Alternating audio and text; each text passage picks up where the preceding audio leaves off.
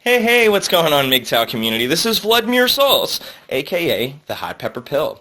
I hope you guys are having a nice day, accomplishing all the goals you want to do, and just getting the most you can out of life in every minute.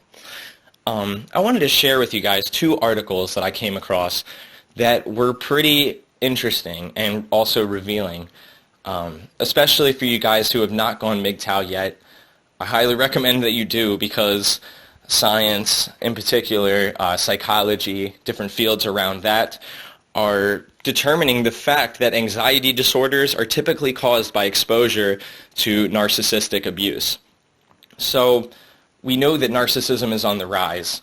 Women, the ease of the internet, getting likes on Facebook, creating your own, makeup tutorial channel on YouTube, you're able to get millions of people to like you, to comment on you, and you're nothing more than just a web personality at that point. So narcissism is on the rise, and psychology is showing that a correlation between dealing with these type of people can severely damage your mental health as well. So reading from the article, overt abuse techniques commonly used on preferred scapegoat targets by cluster B people tend to cause physical health issues for victims of people who are socially aggressive, violent, and foster a complex atmosphere of ambient abuse in any social environment they have opportunity to influence. The most common targets for social abuse are highly sensitive and emotionally intelligent people who are by nature prone to behaving like humanists. People who are less social means, meaning less socially powerful or influential, are also likely targets too. If you live in a home where abuse is prevalent, expect your health to decline and your self-conception to suffer. Being told all the time you are the problem for reacting to abuse in ways that are actually emotionally intelligent and physically appropriate tends to cause victims to identify and suffer.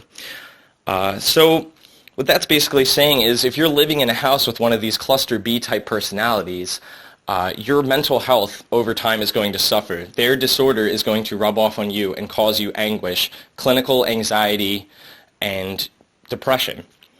So let's go into what exactly are these cluster B types. And that's where we're going to divert a little bit to our other article, mentalhelp.net, and an article, the 10 personality disorders, cluster B.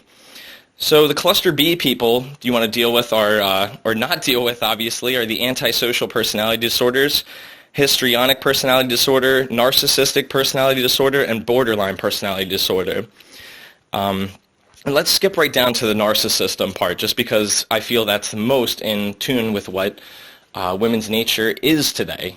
People with narcissistic personality disorder, and again, this is a disorder, this is not normal. What I'm about to read to you. They have significant problems with their sense of self-worth, stemming from a powerful sense of entitlement.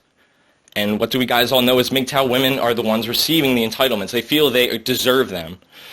This leads them to believe that they deserve special treatment and to assume they have special powers, are uniquely talented, or that they are especially brilliant or attractive. Doesn't that sound like a lot of women you know? Their sense of entitlement can lead them to act in ways that fundamentally disregard and disrespect the worth of those around them. People with narcissistic personality disorder are preoccupied with fantasies of unlimited sources of power, so much they might end up getting lost in their daydreams while they fantasize about their superior intelligence or stunning beauty. That's just disgusting.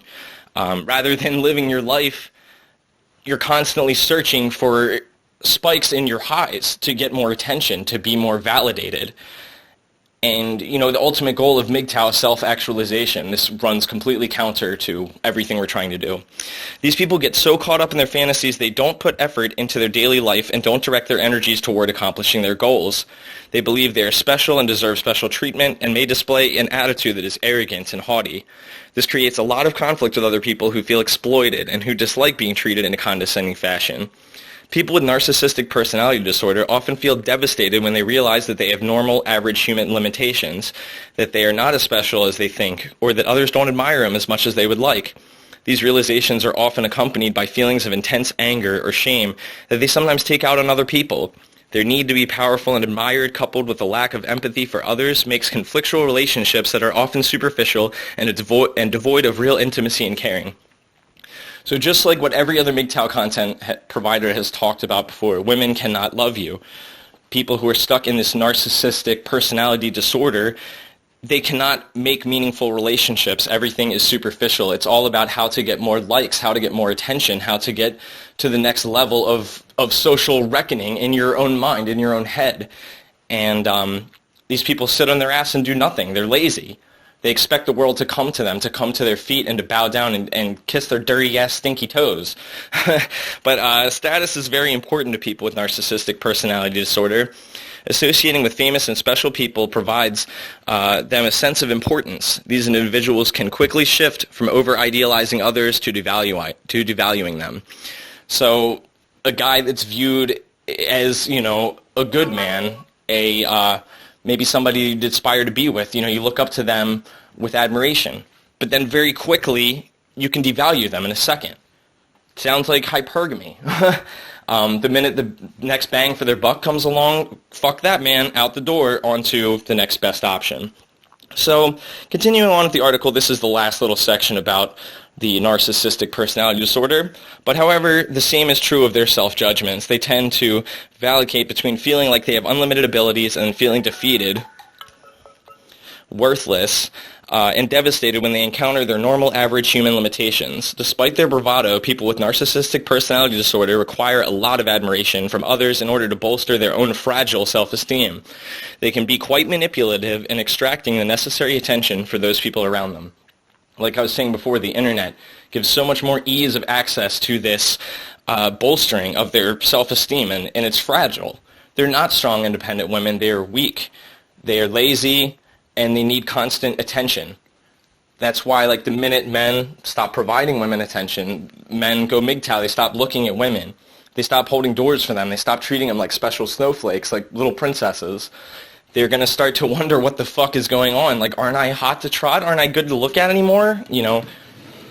Another example of this is once women have hit the wall, they start to use endearing pet names around you. At least that's what I've noticed. I mentioned this in another video before. You go into a place, thank you so much for my drink, cheers, at a bar. Oh, no worry, hon, baby, darling, whatever. It's because they're old. They've hit the wall. They want whatever scraps of attention they can get at this point. So I'd like to move back onto that Mystical Raven article again to talk a little bit more about that. Sorry, guys, 1 second. Let me just track it down again. I had it pulled open on my page, and it closed. But we're going to move into why dealing with these people, science is proving that it can actually be a detriment to your health and bring out anxiety brought on by narcissistic abuse. So continuing on with Mystical Raven, if you feel like you're unsure whether you overreact to abuse or are justified in being upset when you're lied to, conned by love, fraud, or cheated on, beaten or sexually assaulted, threatened with murder, etc., your mind and body are already experiencing symptoms of some type of post-traumatic stress disorder, CPTSD, which I'm not sure what the C stands for, whatever. But chances are you're likely to be developing a form of Stockholm Syndrome based on trauma with your abuser. So when you're with these women, when they're putting you down, when they're running you through shit tests, you're essentially befriending your prison guard. You're trading the keys to your fucking jailer. So your life, your freedom out the door, and prepare for the abuse to set in.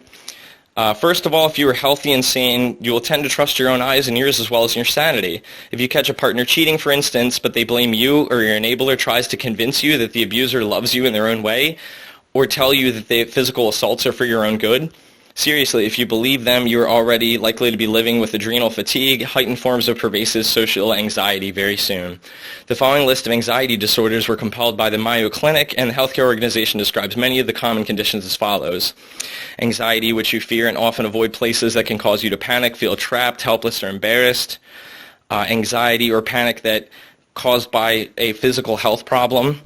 Generalized anxiety includes persistent and excessive anxiety and worry about activities and events, even ordinary routine issues. The worry is not out of proposition to the actual circumstance. It's difficult to control how it affects you physically. It would often occur along with other anxiety disorders and depression.